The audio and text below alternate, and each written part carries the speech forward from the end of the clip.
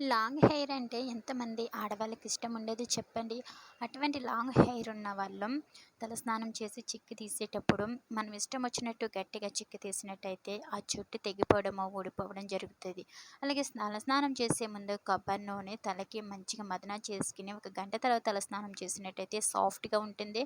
అలాగే జుట్టు స్ట్రాంగ్‌గా ఉంటదన్నమాట. మనం తడి తల మీద మాత్రం చిక్కు తీసినట్టయితే డెఫినెట్‌గా జుట్టు ఊడిపోవడం, తెగిపోవడం జరుగుతుంది.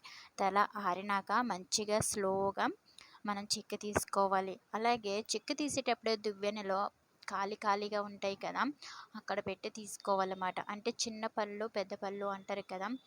అక్కడ పెద్దవి పెద్దవి పెట్టి మనము తీసుకున్నట్టయితే జుట్టు ఊడిపోకుండా ఉంటది. అలాగే 2 పాయల కింద తీసుకొని కూడా మనం చిక్కు తీసుకున్నట్టయితే మనం తీసుకోవడానికి ఈజీగా ఉంటది.